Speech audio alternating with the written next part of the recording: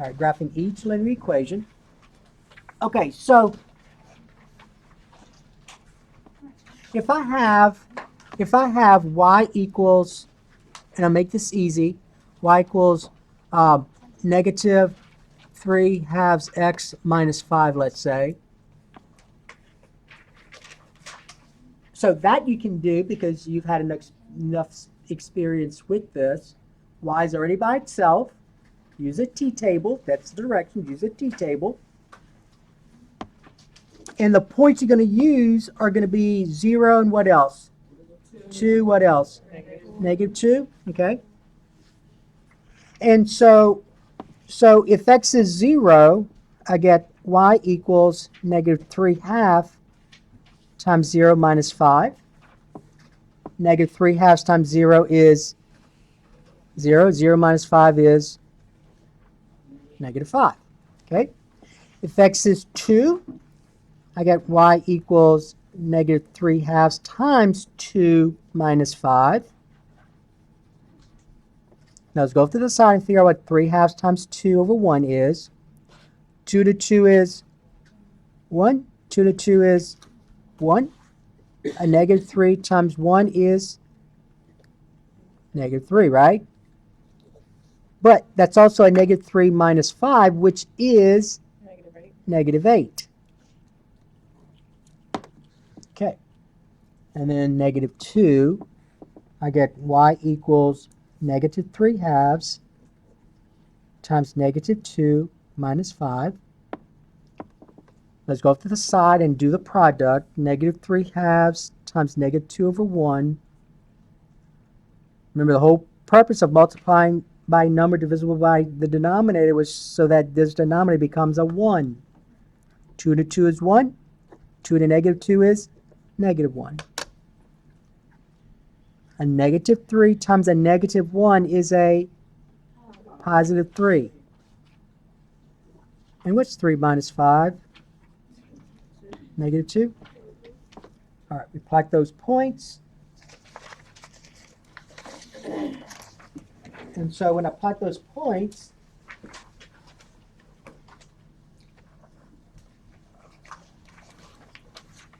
let's say 0, negative 5 is on the y-axis. Make sure if it says label, you label. 2, negative 8 is in the fourth quadrant. And then negative 2, negative 2 is in the third quadrant. And so notice they do line the same line. You just draw your line now. Don't forget to do that. And don't forget to draw your arrows. Okay. So that was y equals negative 3 halves x minus 5. Okay, now, so notice that equation had how many variables? How many variables did you see? 2, right? And I mean, you physically saw an x and a y.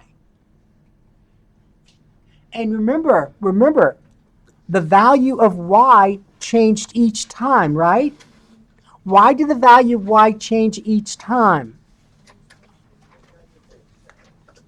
Because if I look at the equation, that says whatever I choose for x, I've got to multiply by negative 3 halves, and then whatever that is, I got to do what? Subtract 5, right? So whenever I plug in a value for x, the product is not going to be the same for all of them. Now let's do this one. Number 2. Y equals 3. Y equals 3. So that's the linear equation. But you are missing what variable? X. Okay. Still use a t-table. Let's look at that. You mean what? All right, so some of you remember some things from a previous course. So if you look at this, you're still graphing this line in a coordinate plane. So there has to be an x value and there has to be a y value. And this is a linear equation, so there's got to be how many solutions?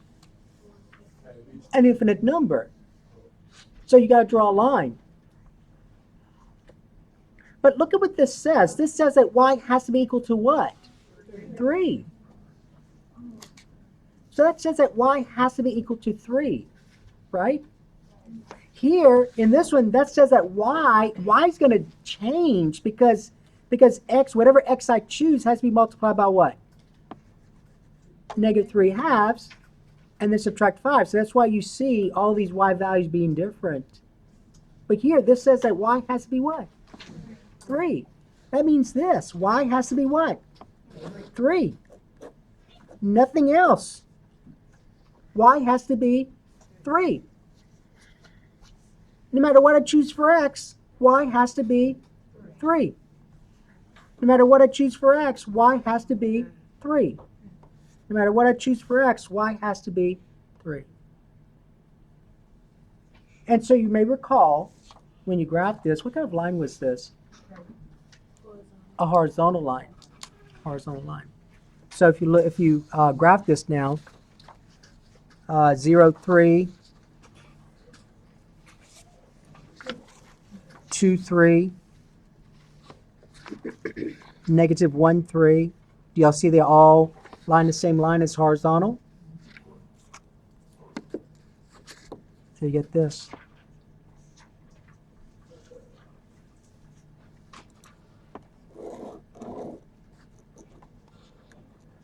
Okay, so this is y equals 3. So you see there was a variable missing? So when the variable is missing, you got to think like this. You got to look at what you have. That said, a y has to equal what number? 3. No matter what x is.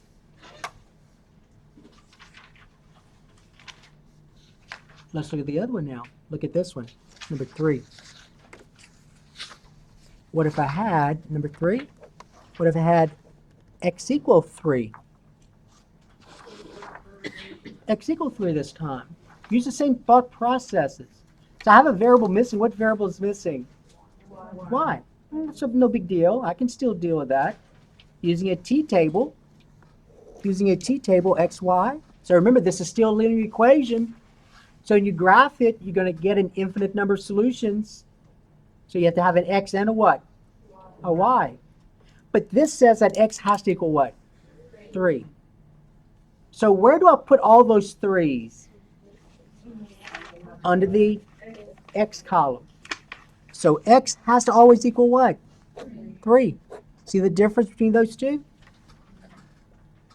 No matter what y is.